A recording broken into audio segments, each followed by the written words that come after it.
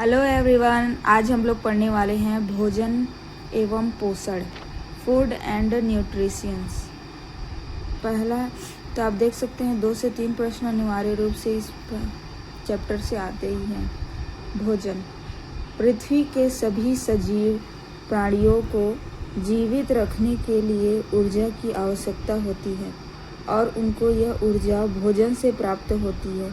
इस प्रकार यह कहा जा सकता है कि भोजन वह खाद्य पदार्थ है जो जीवों को ऊर्जा प्रदान करता है।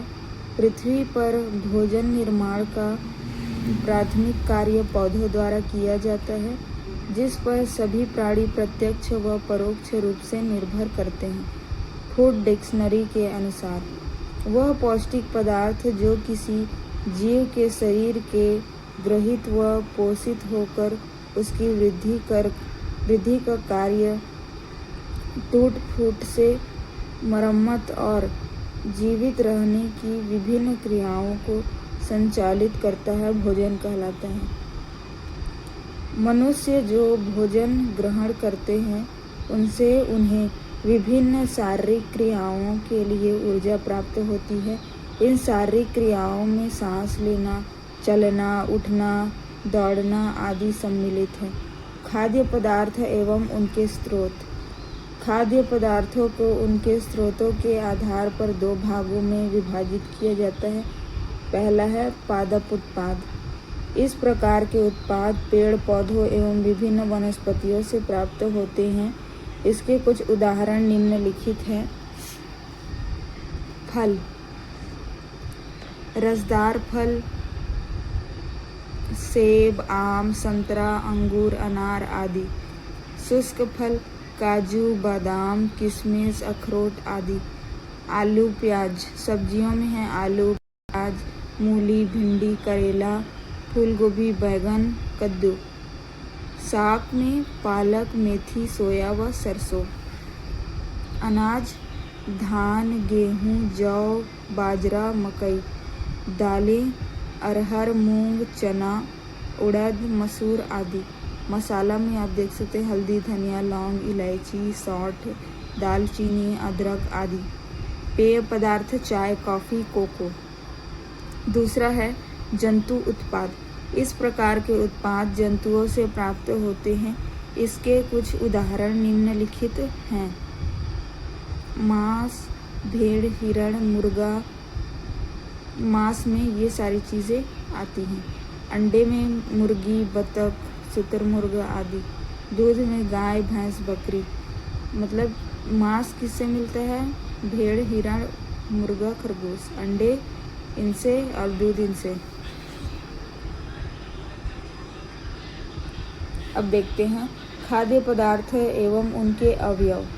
खाद्य पदार्थ से हम वे सभी प्रकार के पदार्थ प्राप्त करते हैं जो हमारे शरीर को वृद्धि व विकास के लिए आवश्यक होते हैं। ये पदार्थ पोषक तत्वों की श्रेणी में आते हैं। ये पोषक तत्व स्वस्थ रहने के लिए आवश्यक होते हैं। अगर अलग अलग प्रकार के खाद्य पदार्थों से हमें अलग अलग प्रकार के पोषक तत्व प्राप्त होते हैं। पोषण शरीर में होने वाली विभिन्न प्रक्रियाओं का संगठन है, जिसके द्वारा जीवित प्राणी ऐसे पदार्थों को ग्रहण करता है जो शरीर के विभिन्न कार्यों को नियंत्रित करते हैं तथा वृद्धि करते हैं। यह शारीरिक टूट फूट की मरम्मत करते हैं। इन्हें पोषक तत्व कहा जाता है। पदार्थों को शरीर की आवश्यकता अनुसार 6 पोषक समूहों में वर्गीकृत किया जाता है। कार्बोहाइड्रेट, प्रोटीन, वसा, विटामिन, खनिज, लवण एवं जल इत्यादि। पोषक तत्व समूहों को सामान्यतः वृहत पोषक तत्वों एवं सूक्ष्म पोषक तत्वों में विभाजित किया जाता है। वृहत पोषक तत्व आहार और ऊर्जा की आपूर्ति करने के साथ साथ शरीर के विकास एवं उनके विभिन्न क्रियाकलापों के लिए आवश्यक पोषक तत्व बनाते हैं। कार्बोहाइड्रेट, वसा, प्रोटीन समूह, खनिज तत्व और भोजन के मुख्य अवयव हैं कार्बोहाइड्रेट, वसा, प्रोटीन, खनिज, लवण, विटामिन, जल एवं वृक्षांश। कार्बोहाइड्रेट। हमारे शरीर को ऊर्जा मुख्य रूप से कार्बोहाइड्रेट से मिलती है। इसके प्रमुख स्रोत में चावल, गेहूँ, आलू, मक्का, केला, शकरकंद, गन्ना, ब्रेड, शक्कर आदि हैं। खाद्य पदार्थ। मिर्ची, आलू, टमाटर, अमरूद। किस देश से लाए गए हैं? तो दक्षिण अमेरिका से। भिंडी, कॉफ़ी, अफ्रीका से लाए गए हैं। गोभी, मटर, यूरोप। सोयाबीन, चीन से। बैंगन, मूली, सेम, केला, आम, संतरा, बेर, केला, पालक, परवल, टिंडा, मेथी, भारत से। प्रोटीन। इसे शरीर वर्धक भोजन भी कहा जाता है। यह हमारे शरीर की वृद्धि में सहायक होते हैं। प्रोटीन शारीरिक कोशिकाओं के पुनर्निर्माण से भी सहायक होती है। इसके प्रमुख स्रोत हैं दूध, मीट, अंडा, मछली, दालें, सोयाबीन, मटर, पनीर आदि प्रमुख हैं। सोयाबीन प्रोटीन का सबसे अच्छा स्रोत माना जाता है। अब है नाम और स्रोत।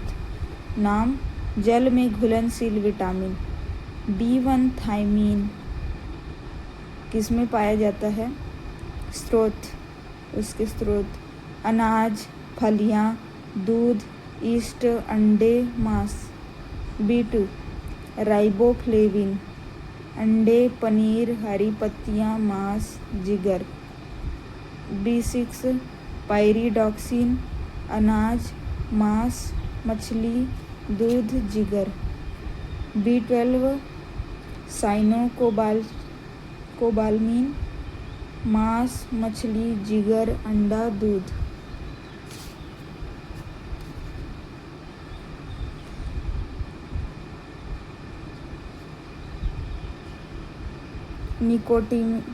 निकोटिक अम्ल। यीस्ट, मांस, मछली, अंडे, दूध, मटर, मेवा। फोलिक अम्ल। हरी पत्तियां, जिगर, सोयाबीन, यीस्ट, फलियां। C एस्कॉर्बिक अम्ल। नींबू वंश के फल, टमाटर, आलू, सब्जियां एवं अन्य फल। और कार्यकारी पर प्रभाव कमी से उत्पन्न होता है। उनके रोग आप देख सकते हैं इसे। आप इसे लीजिए, हम इसे अभी नहीं पढ़ेंगे।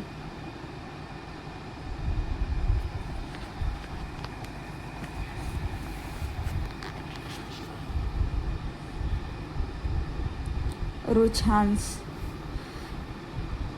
यह कुछ भोज्य पदार्थों में पाया जाने वाला तंतुमय पदार्थ है।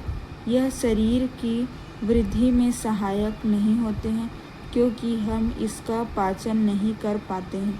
कब्ज को रोकने हेतु अधिक मात्रा में भोजन में मिलाया जाता है। इसके मुख्य स्रोत हैं सलाद, अनाज की बाह्य परत, ताजे फल सब्जियां, साबुत अनाज एवं दलिया इत्यादि। वसा। यह शरीर को ऊर्जा प्रदान करता है। इसकी ऊर्जा देने की क्षमता कार्बोहाइड्रेट से भी अधिक होती है। यह हमारे शरीर को आघात रोधी बनाता है व आवरण के रूप में होता है। इस मुख्य स्रोत में दूध, पनीर, मक्खन, घी, अंडा, मीट, मछली, बादाम, अखरोट एवं मूंगफली आदि सम्मिलित। अब है मुख्य खनिज एवं उसके कार्य। तो आप देख सकते हैं इसे। अब हम पढ़ेंगे जल। यह एक अकार्बनिक पदार्थ है और मानव शरीर का 60 से 70% भाग बनता है।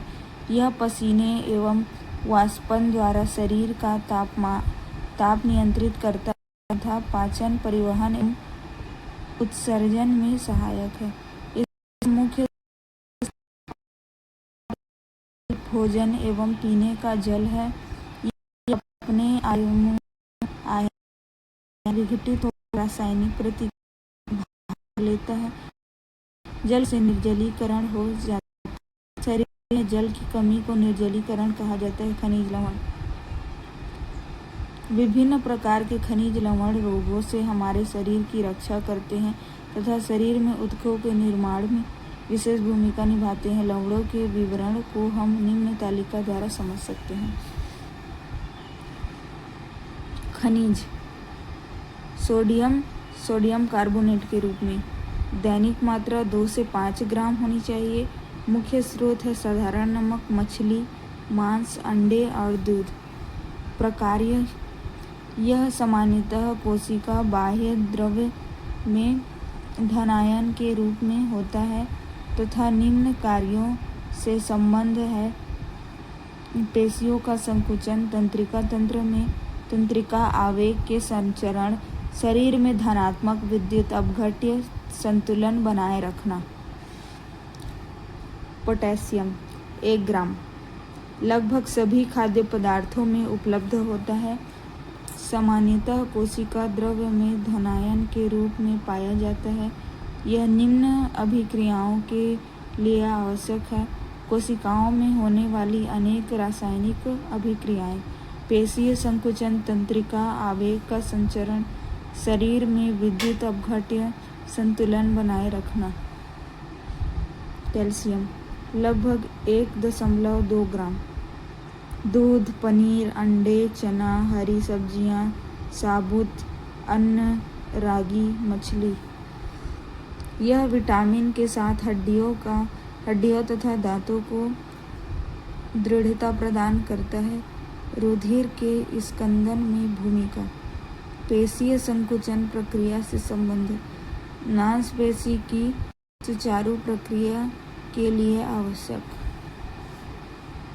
फास्फोरस 1.2 ग्राम दूध, पनीर, हरी सब्जियां, बाजरा, रागी, गिरी, जई, कलेजी एवं गुर्दे।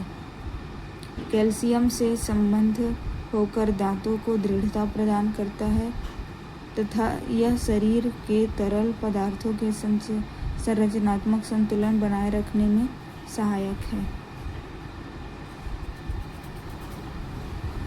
लौह 25 मृगा बालक, 35 मृगा बालिका। कलेजी, गुर्दे, अंडे का पीतक, चोकर युक्त आटे की रोटी, बाजरा, रागी, सेब, केला, पालक एवं अन्य हरी सब्जियां तथा गुड़ लोहे के बर्तन में खाना बनाने से भी प्राप्त होता है। लोहा लाल रुधिर कणिकाओं में हीमोग्लोबिन के बनने के लिए आवश्यक है। यह ऊतक में ऑक्सीजन के लिए आवश्यक है। मांसपेशियों की रुधिर क्रिया के लिए आवश्यक माना जाता है।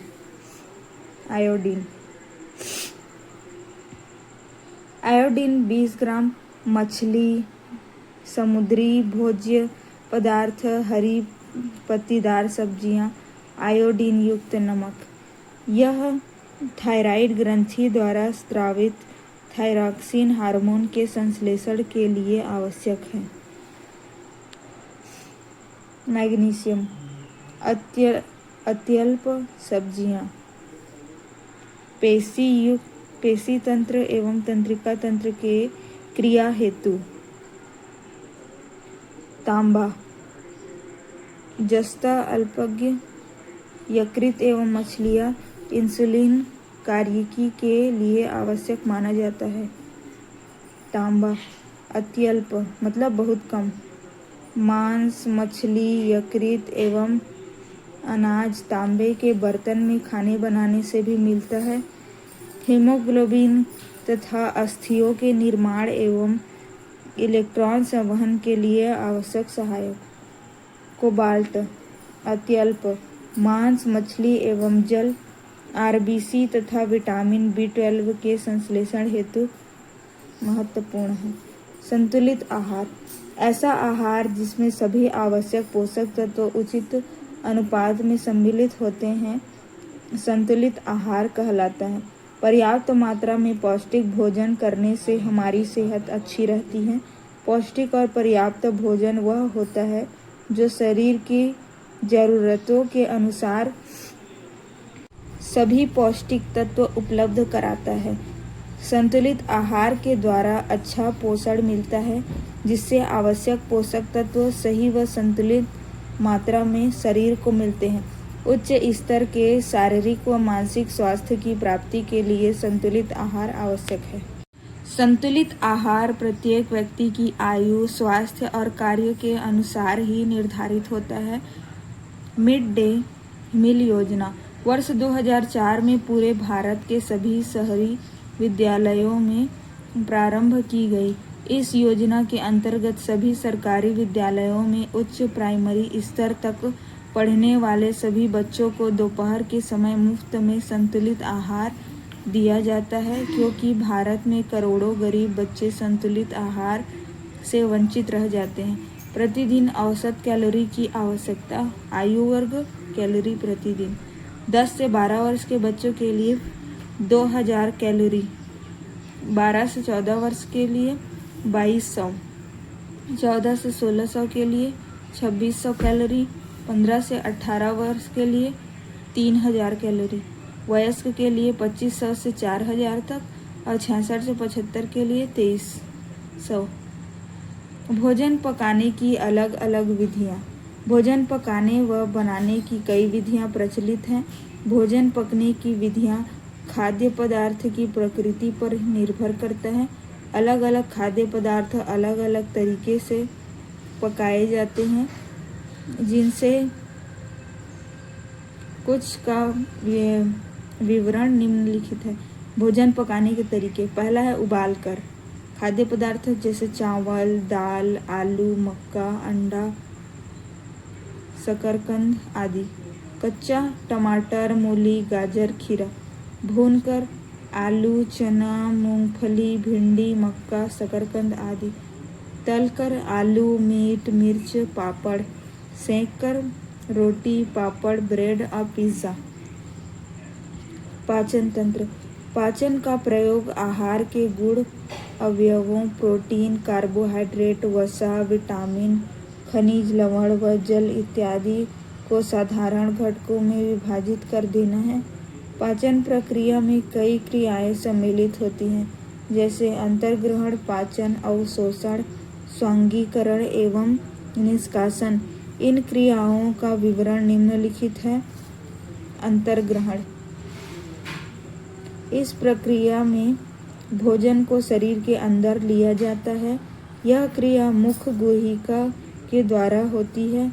दांत भोज्य सामग्री को काटने, चीरने, पीसने व चबाने का कार्य करते हैं, जबकि जीभ भोजन को लार के साथ मिलाकर निगलने का कार्य करती है। पाचन। इस क्रिया में भोजन छोटे छोटे कणों में टूट जाता है। पाचन क्रिया मुख से प्रारंभ होकर अमाशय एवं छोटी आंत तक में होती है। मुख में कार्बोहाइड्रेट एवं 7.5 मीटर लंबी छोटी आंत में कार्बोहाइड्रेट, वसा व प्रोटीन पाचन होता है। अमाशय में भोजन का पाचन शीघ्रता से होता है। भोजन के पाचन में लार, ग्रंथि, लीवर और अग्नाशय के द्वारा निकले रसों अम्लीय का काफी योगदान होता है। अवशोषण। इस क्रिया में भोजन में पाए जाने वाले उपयोगी पदार्थों का शरीर द्वारा अवशोषण होता है। यह प्रक्रिया आंत में होती है। छोटी आंत में कार्बोहाइड्रेट, वसा व प्रोटीन तथा बड़ी आंत में जल व खनिज लवण का अवशोषण होता है। स्वांगीकरण। भोज्य पदार्थों के पचे हुए अंश के जीव द्रव्य में विलय तथा रुधिर वाहिकाओं में प्रवेश करने की क्रिया स्वांगीकरण कहलाती है। निष्कासन। इस प्रक्रिया में अपचित भोज्य मलाशय से जमा होकर गुदा द्वारा मल के रूप में बाहर निकल जाता है। उत्सर्जन। जिस प्रक्रिया द्वारा मनुष्य के शरीर से अपशिष्ट पदार्थ बाहर निकलते हैं, उसे उत्सर्जन कहते हैं। शरीर में कई उत्सर्जी क्षेत्र होते हैं, जिनसे अपशिष्ट पदार्थों का निष्कासन होता है, जिनके विवरण निम्नलिखित हैं। वृक्क, गुर्दा, यूरिया का निष्कासन त्वचा अपशिष्ट पसीने के रूप में निकलते हैं। फेफड़ा, कार्बन डाइऑक्साइड लीवर, अमोनिया को यूरिया में बदलना, मलाशय अपचित पदार्थ का निष्कासन। भोजन का संरक्षण, खाने पीने की चीज़ों को शीघ्र खराब होने से बचाने के लिए उनको संरक्षित किया जाता है। इस प्रकार से संरक्षित खाद्य पदार्थों का उपयोग बहुत दिनों तक किया जाता है। खाद्य सामग्री के संरक्षण की कई विधियां प्रचलित हैं, जिनमें से कुछ का विवरण निम्नलिखित है। फल एवं सब्जियों को संरक्षित करने के लिए रेफ्रिजरेटर का उपयोग किया जाता है। पत्तेदार सब्जियां जिनको रेफ्रिजरेटर में नहीं रखा जाता है, उनको गीले कपड़ों में लपेट कर रखा जाता है। आलू, प्याज, लहसुन को नमी से बचाकर खुले में रखा जाता है। कुछ फल व सब्जियां जैसे आम, आंवला, मिर्च एवं लहसुन आदि को अचार के रूप में रखा जाता है। कुछ चीज़ों को चटनी बनाकर उनको संरक्षित किया जाता है, जैसे आम, मिर्च, धनिया और पुदीना। कांच के जार तथा बोतलों में अचार भरने से पूर्व उन्हें धूप में सुखा देना चाहिए ताकि उनकी नमी को संपूर्ण हटाया जा सके। कुछ वस्तुएं जिनको मुरब्बे के रूप में लंबे समय तक रखा जाता है, वे हैं सेब व आंवला। ऐसे ही कुछ चीज़ों को जैम व सॉस के रूप में भी संरक्षित किया जाता है। इसमें टमाटर व कई अन्य फल सम्मिलित हैं। मेथी, आलू एवं कई सब्जियों को सुखाकर संरक्षित किया जा सकता है, जबकि चना व मूंगफली जैसे चीज़ों को भूनकर संरक्षित करने का प्रचलन है। दूध को प्राचुरीकरण द्वारा संरक्षित किया जाता है। इसकी खोज लुई पास्चर ने की थी। इस प्रक्रिया में दूध को 62.8 डिग्री सेल्सियस पर 30 मिनट तक गर्म किया जाता है या 71.60 डिग्री सेल्सियस पर 20 सेकंड के लिए उबाला जाता है। उनके बाद ठंडा करके उसको थैलियों में रखा जाता है। भोजन पकाते समय निम्नलिखित बातों का ध्यान रखना चाहिए। पहला, दाल चावल को ज़्यादा नहीं धोना चाहिए। दूसरा, सब्जियों को काटने के बाद नहीं धोना चाहिए, अपितु उनको काटने से पूर्व धोना चाहिए। भोजन को ज़्यादा देर तक नहीं पकाना चाहिए। भोजन को सदैव ढककर रखना चाहिए, ढककर पकाना चाहिए। भोजन पकाते समय उसमें ज़्यादा पानी नहीं डालना चाहिए।